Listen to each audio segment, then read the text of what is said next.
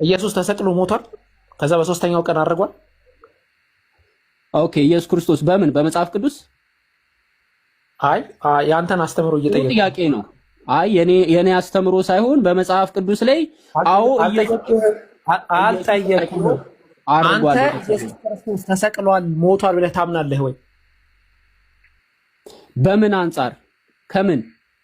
ኢየሱስ ክርስቶስ ተሰቅሎ ሞቷል ብለህ ታምናለህ ወይ አንተ? ኦኬ ይሄንን በአደባባይ እኔ እንዲህ ነው ማምነው ብዬ አልናገርም።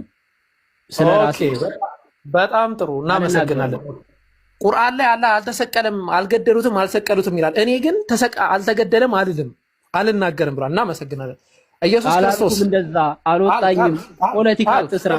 ሃይማኖቴን እምነቴንና ሃይማኖቴን እዚህ ቲክቶክ ላይ ማሳወቅ አይጠበቅብኝም። ለምን መነገጃ ስለሚሆን በቃ ይሄን ነው የምንፈልገው። መነገጃ ስለሚሆን ማለት ነው እንዲደረግልን እንፈልጋለን። ኢየሱስ ክርስቶስ መነገጃ አልሆንም እኔ ከዚህ በኋላ ኢየሱስ ክርስቶስ አምላክ ነው ብለህ ታምናለህ? እምነቴን እየነገርኩ እኮ ነው። አትሰማም? እምነቴን እዚህ ቲክቶክ ላይ መናገር አይጠበቅብኝም። አልነግርህም። ኢየሱስ ክርስቶስ አምላክ ነው ወይ? አልነግርህም። እሺ አምላክ አይደለም? አልነግርህም። ሙስሊም ነህ? አልነግርህም። ስለዚህ ከዛሬ ጀምሮ እስልምና ላይ ስቀባጥር ብሰማ ይኸው ምን አገባ? የመናገር መብት አለኝ። እናገራለሁ። ድመትም ውሻም አይጥም ይናገራል። አላህ ግን ይሄንን ሐቅ ለኛም ለዚህም ለ1100 ሰው ላሳየው አላህ የተመሰገነ ኢየሱስ ክርስቶስ አምላክ አይደለም ብሎ የማይናገር ሰው ተሰቅሏል ወይ አልተሰቀለም ሲባል የማይናገር ሰው እንደ ሙስሊም ተረካ። ወላሂ እኔ የምናገረው ነገር አልናገርም እያልኩ አልናገርም። መሐመድ ምናምን ብላችሁ የምታወሩ ሰዎች አላህን ፍሩ። ለማንም ሰላ ያለ እያልክ ፖለቲካ እየሰራ እዚህ ፊት ለፊት የመጣ ደግሞ እምነት ምንድን ነው ብለህ ጨዋታ አትጫወት። ከኔ ጋር እንግዲህ የምንታወቀው እንታወቃለን። አላህ ዛሬ ለኸይር ነው ያገናኘን። እንደውም ብሎክ አደረገኝ ብዬ በቃ በስንት ግድ ነው ያገኘሁት ዛሬ። አልሐምዱሊላህ እኔ ይህንን ሀቅ ለማሳየት ቆይ አንዴ አላህ ሱብሃነሁ ወተዓላ እኛ ሁላችንም በሰማንበት የምንጠቀም ያድርገን። አይ ቲንክ ከዚህ በላይ እኔም ሰዓት ማለት ሃይማኖታችንን በአደባባይ አንናገርም። አዎ ደብቁና በውስጥ በኩል ሃይማኖታችንን ሰበኩ። ግን ስለ ኢስላም ምንም ነገር እንደማታቀድም አስመስክሬያለሁ። አልሐምዱሊላህ ርዕሴ እሱ ነበረ። አጠቃላይ የምታነሳው ነገር ሁሉ እንትን ብሏል። ስለዚህ ምንድነው የሚባለው መሰለህ የሆነ በቃ ያለውን ሐሳብ ቀየር አድርግና ደግሞ በሌላ ፋሽን በሌላ ሙድ ብመጣ የተሻለ ይሆናል። ነገራቶች ናቸው በጣም የተለያየ ማለት ፍራግመንት ማለት ብጥስጣሽ ማለት ነው።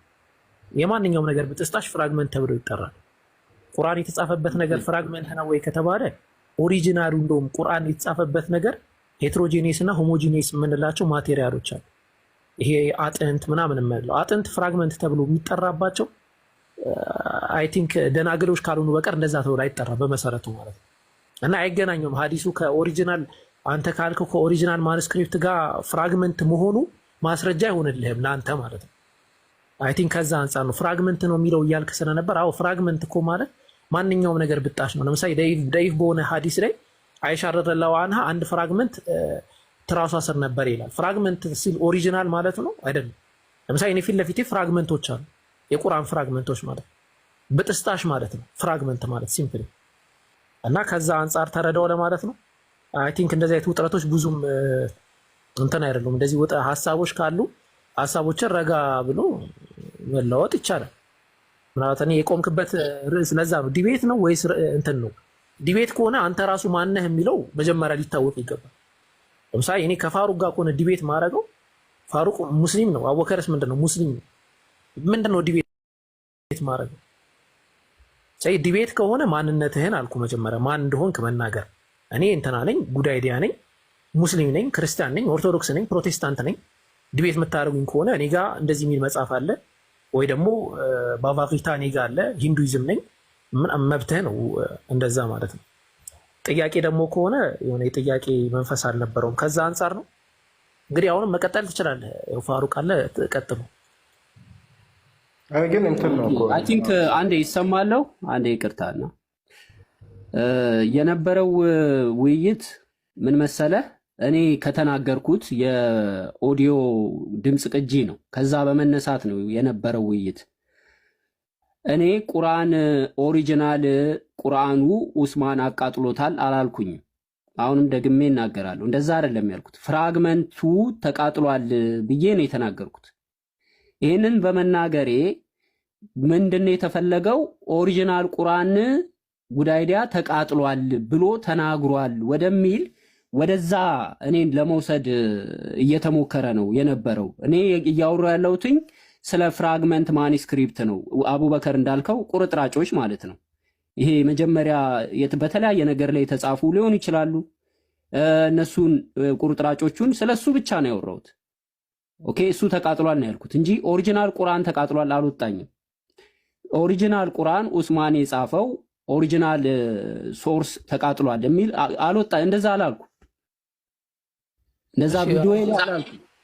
እኔ አልሰማሁትም ቪዲዮን ግን። እሺ ምኑ ነው የተቃጠለው? ለምሳሌ አሁን አንተ አንድ ነገር እንትን ልበልና ለምሳሌ ቁርአንኛ ሙስሊሞች ቁርአን ስንል ለምሳሌ ምን ማለት ነው? በአንድ ቪዲዮ ላይ እንደውም በጣም ስፈልግህ ነበርና በአንድ ቪዲዮ ላይ እኔ በጣም እስልምናን በደንብ አድርጌ ነው ማቀው፣ በደንብ ጠንክሬ እስልምና ሞር በጣም ቀላል ነው ሙሉ ነገሩን አውቀዋለሁ ምናምን ስትል ስለነበረ ለምሳሌ ቁርአን አስመልክቶ ቁርአኖሎጂ የሚባል ራሱን የቻለ ዘርፍ አለ። ራሱን የቻለ ማለት ነው ቢብሊዮሎጂ ተብሎ እንደሚጠራው ቁርአኖሎጂ የሚባል ዘርፍ። በዛ ዘርፍ ላይ የሰነድ ጥናት ታደርጋለህ። ስለ አሩፍ ስለ መሳሰሉት ነገር ታጠናለህ። then the sketch of the ኡስማኒክ ማኑስክሪፕት ታነባለህ። ስለነ ሰና ስለነ ሌሎችም ማኑስክሪፕቶች ማለት ነውና እስቲ አንተ ያንን የቁርአኖሎጂን ጥናት አጥንተህ ነው ወይስ ደግሞ አይ እንደው ዝም ብሎ በነበረኝ በአንድ ወር በምናምን ያነበብኳት የያዝኳት ነገር አለች ነው? ከምን ተነስተህ ነው? አይ አጥንቻለሁ ካልክ ደግሞ አንዳንድ ጥያቄዎችን መጠየቅ ስለምፈልግ ነው። ኦኬ፣ በመጀመሪያ እኔ ራሴን አዋቂ ነኝ ብዬ በአደባባይ ተናግሬ አላቅም። እንደ ማንኛውም ቲክቶክ ላይ እንዳሉ ንጽጽር እንደሚያደርጉ ሰዎች ከሌሎች ልጆች ጋራ ዲቤት ምናምን እንዲህ አይነት ነገሮችን እናወራለን። በተረፈ አዋቂ ነኝ ብዬ ራሴን እየቆለልኩ አልተገኘውም። በመጀመሪያ መሰመር አለበት። በአንድ ወር ጊዜ ውስጥም ይሁን በአንድ ሳምንት ጊዜ ውስጥ ሰው ልጅ ባለችው ጭንቅላት ባለችው እውቀት ትንሽም ነገር ሊያውቅ ይችላል። ሶ አሁን ያወራነው ነገር እኔ በቤት ያወራሁትኝ ምንድን ነው? መጽሐፍ ቅዱስና ቁርአንን ኮምፔር አድርጌ ሁለቱ ላይ ሀሳብ የሰጠሁት ነበረ። ያ ቪዲዮ ላይ ነው እያወራን ያለ ነው። ሶ አሁን አንተ አንዴ ዘለልከው። እኔ አሁን ምንድነው ያልከው? እኔ ይሄ እንደውም ቃል በቃል ኤምባራሲንግ የሆነ ተርም ነው የተጠቀምኩት። ቁርአንን አጥንቻለሁ ብያለሁ። ቆይ አንዴ፣ አሁን አንተ እየሰራ ያለው ምን አይነት ፖለቲካ ነው? ቆይ አንድ ጊዜ፣ ፖለቲካ ስለሆነብኝ ነው። ምን እያደረክን ያለው? በአንድ ወር ጊዜ ውስጥ ባለች እውቀት ነው ወይስ በቁርአን ዙሪያ በጣም የጠለቀ ጥናት አድርገሃል የሚል አሁን ምንድነው ልክ እንዳልኩ አይነት አድርገህ ነው እየተናገርክ ያለው? በመጀመሪያ እኔን የምትጠይቀኝ ነገር ካለ እኔ የተናገርኩትን ነው መጠየቅ ያለብህ እንጂ እንደዚህ አይነት ችሎታ አለው ብለህ ማውራት አንተ የምታስበውን ነገር እኔን አትጠይቀኝ። አንተ ሊሆን ይችላል ኢንኬዝ ችግር የለውም። ብዙ ጊዜ ፖለቲካ ስትር እሰማለሁና አይ ቲንክ ያረከው ግላስ እንደ ሊሆን ይችላል። መነጽርህን አስተካክል በመሰረቱ ማለት ነው። ለምሳሌ አንድ ሰው ቀይ መነጽር ካረጋ ዓለም ሁሉ ቀይ መስሎ ነው የሚታየው። አረ ይሄ ጥቁር ነው ብንለው አረ ቀይ ነው ብሎ ይከራከረናል። ሶ ያን መነጽርህን አስተካክል። እኔ ያልኩህ ምንድነው የተናገርከው አንድ ንግግር አለ። ኢምባራሲንግ የሆነ ተርም ነው የተጠቀምከው። ቀደም ብየዋለሁ። እንደው ኢስላም ደግሞ ምንድነው ይሄን ያህል ከባድ የሆነ አስተምህሮ ያለው? እኔ ምንም ነገር ስለ ኢስላም ያሉትን ነገራቶች አውቃለሁ የሚል ተርም ነው የተጠቀምከው። እኔ ደግሞ ጥያቄ እንደው አውቀህ ነው? ለምሳሌ እዚህ ጋር ፋሩቅ አለና የፋሩቅን የግማሽ ያክል እውቀት አውቀህ ነው ወይ ደግሞ አይ ገና ደርሰህ ነው ካልክ ለሚ ቴስት እስቲ ሁለታችሁም እዚህ ጋር ትንካችሁ። አይ ጥሩ ጥያቄ ነው። አሁን እኔ ራሴን ካንተ ጋር ራሱ አላነጻጽርም። እዚህ ካሉ ሰዎች ጋራም ከማንም ጋር ራሴን አላወዳድርም። እኔ አውቃለሁ ስል ራሴን ነው እንጂ ራሴን ከሆነ አካል ጋር ወዳድሬ አይደለም አውቃለሁ ያልኩት። መጀመሪያ ይማውቃለሁ ሁሉም ሰው ይሄን ያህል ከባድ ነገር የለውም ማለት ነው። ኢስላም አሁን ይሄን ያህል ከባድ ነገር የለውም ማለት ነው። ለምሳሌ እዚህ ጋር እኔ አወከር ጥያቄ ልጠይቅ ብገባ አስረስን ነው አንተን ነው መጠየቅ ያለብኝ ቢባል እውቀትህ ነው የሚታየው መጀመሪያ። ስለዚህ እኔ ራሴን አወዳድሬ አይደለም። ይኸውልህ ትምህርት ቤት ውስጥ አይደለም ያለነው። ትምህርት ቤት ውስጥ ቢሆን ባመጣው የፈተና ውጤት ባመጣው አይደለም። ቆይ አንዴ እኔ እንደዛ አላስብማ። እኔ ራሴ ይኸውልህ ትክክለኛ ነገር አንተ ስላሰብክ አይደለም። አንዴ አዳምጠኝ። አንዴ እንደማመጣ ፕራክቲካ ያለ ሰው ጋር ብትሄድ የራሱ ሀሳብ ነው። አዎ አይ ችግር የለውም። ቃል በቃል ነው ምንም ዳትማች ብዙ እንትን። ኦኬ አሁን ስለኔ ነው እያወራ ያለው። እኔ ራሴን ከሰው ጋር አላወዳድርም። ለራሴ እኔ አውቃለሁ። ራሴን አንዴ ራሴ አቅም ነው ጉዳይ ዲያ ከይቅርታ ጋር ወላሂ እኔ የምልህ ደግሞ ምንም አታውቅም ነው። ለምን እንደምልህ ልንገርህ። እሱ ያንተ ምልከታ ነው፣ ያንተ አመለካከት ነው። ለምን እንደሆነ ላሳየህ። አንዴ ቆይ፣ ከመናገር በፊት አስተውል። ዝም ብለህ የመጣልህን ነገር አትናገር፣ ጥሩ አይደለም። የምትናገረው ነገር ቆይ አንዴ እባክህ ተረጋጋ። ምን ሆነሃል? ስለ ራሴን ነው የሚመለከተው አቡበከር። እኔ አውቃለሁ ካልኩ አንዴ ፊትህን በመስታወት ነው የምታየው። ጉዳይ ዲያ ፊትህን በመስታወት ካላየህ በቀር ታምራለህ አታምርም በምንም ልታውቃችን። እሱ ነው ፖይንቱ ያለው። የአንተን ስህተት እኛ ነው የምንነግርህ፣ ወንድሞች ነው የሚነግረው። ያወከርን ስህተት ሳላህ ነው የሚነግረው። የሳላህን ስህተት እኔ ነኝ የምነግረው። እሱ ሌላ ጉዳይ ነው። አሁን እያወራ ያለው ታውቃለህ ወይ ጥያቄ ነው። ቆይ አንዴ አዳምጥ። ኧረ እባክህ አዳምጥ፣ እባክህ እንደው እባክህ ልለምንህ። በመጀመሪያ እኔ አውቃለሁ ብዬ ራሴን አፖሎጂስት ብዬ አልጠራሁም። ዕቅበተ እምነት ሰራተኛ ነኝ አላልኩም፣ እንትን ነኝ አላልኩም። ስለዚህ ኃላፊነት ይዤ አልመጣሁም። የሆነ ኃላፊነት ተሰጥቶኝ ለማስተማር እዚህ ቲክቶክ ላይ አልመጣሁም። ስለዚህ በሰዎች ደረጃ ሲነጻጸር እኔ አውቃለሁ ብዬ ራሴን አላወዳድርም ከማንም ጋር። በቃ ተባረከ። ይሄንን አሁን ለምሳሌ መጽሐፍ ቅዱስ በዘመናቶች የቃላት መጨመርና የቃላት መቀነስ ገጥመውታል ብዬ አምናለሁ። ይሄንን ነው ጸሐፊዎች ይታወቃሉ። ጸሐፊዎቹ የማይታወቁ ብዙ የመጽሐፍ ቅዱስ ጸሐፊዎች የማይታወቁ የመጽሐፍ ቅዱስ ክፍሎች አሉ፣ የመጽሐፍ ቅዱስ አይነቶች አሉ። የጸሐፊዎቹ መኖርና ለመኖር በመጽሐፍ ቅዱስ ላይ የሚያመጣ ለውጥ የለም። ኦኬ በጣም ጥሩ። እሺ የኦሪት መጽሐፍት የተጻፉት በሙሴ ዘመንና በሙሴ ነው? አምስቱ ፔንታቴዎች ነገርኩ እኮ።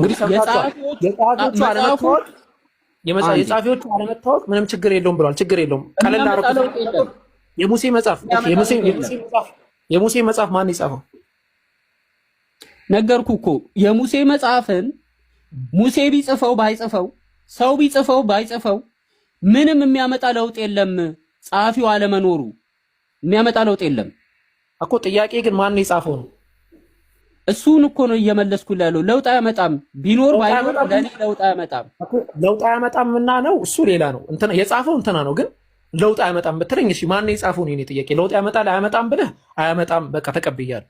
የጻፈው ግን ማን ነው? ነገርኩ እኮ ጸሐፊዎች ላይ የተለያየ አይነት ምልከታ አለ። የሙሴ መጽሐፍትን አንዳንዶች ስቴፕ እያረከው ስለሆነ በቃ እንለፈው። አይ አላረኩትም። በጸሐፊዎች ላይ የተለያዩ የሃይማኖት ድርጅቶች መካከል ልዩነት አለ። እውነታውን ነው የምነግርህ። በተለያዩ ውስጥ ምን አልከኝ? ኢየሱስ ተሰቅሎ ሞቷል። ከዛ በሶስተኛው ቀን አድርጓል። ኦኬ ኢየሱስ ክርስቶስ በምን በመጽሐፍ ቅዱስ? አይ ያንተን አስተምሮ እየጠየቀ ጥያቄ ነው። አይ የኔ አስተምሮ ሳይሆን በመጽሐፍ ቅዱስ ላይ አዎ አልጠየቅኩም። አንተ ኢየሱስ ክርስቶስ ተሰቅሏል ሞቷል ብለህ ታምናለህ ወይ? በምን አንጻር ከምን? ኢየሱስ ክርስቶስ ተሰቅሎ ሞቷል ብለህ ታምናለህ ወይ አንተ? ኦኬ ይሄንን በአደባባይ እኔ እንዲህ ነው ማምነው ብዬ አልናገርም። ስለራሴ በጣም ጥሩ እናመሰግናለን። ቁርአን ላይ አላህ አልተሰቀለም፣ አልገደሉትም፣ አልሰቀሉትም ይላል። እኔ ግን አልተገደለም አልልም፣ አልናገርም ብሏል። እናመሰግናለን። ኢየሱስ